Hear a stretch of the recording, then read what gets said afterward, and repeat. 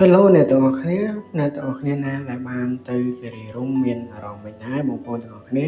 នេះជាប្លុកមួយដែលយើងបានទៅគិរីរម្យបានយើងថតបានតិចមែនទែនព្រោះដោយសារកាមេរ៉ាមែនអត់មានទេជាថតទៅឥឡូវមិនទៅបានចេញទៅគិរីរម្យហ្នឹង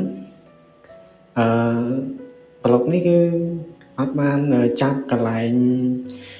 កំសាន្តនៅគិរីរម្យច្រើនទេបងប្អូនគឺផ្លូវនេះគឺខ្ញុំ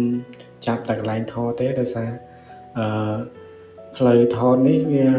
ឃើញដើមកោងកាងដើមអីនេះខ្ញុំអត់សូវស្គាល់ដែរបងប្អូនណាស្គាល់អាច comment នៅក្នុង comment បានព្រោះអីដោយសារខ្ញុំអត់ស្គាល់មែនព្រោះអីដោយសារទៅលើដំបូងដែរមួយឆ្នាំពីរឆ្នាំឯងបានទៅអញ្ចឹង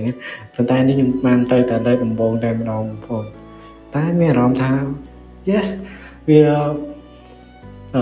ទៅដល់លេងអញ្ចឹងមានអារម្មណ៍ថាបំបត្តិ stress ជាងមែនតើបាទនេះទៅបានពីម៉ូតូដែរបងប្អូន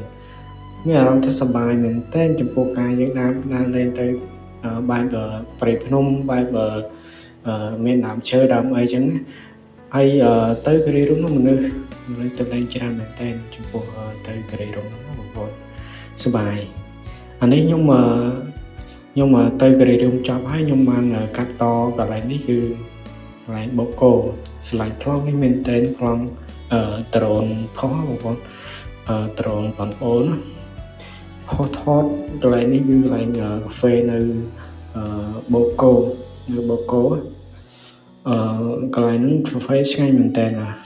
ឆ្ងាញ់ណាស់ចាប់ចិត្តតែមិនដឹងថាពេលណាបានទៅទេបងប្អូនអើយយូរបងផេម្ដងបានទៅហ្នឹងហើយបងប្អូនប្លុកនេះគឺមានតែប៉ុណ្្នឹងទេអរគុណ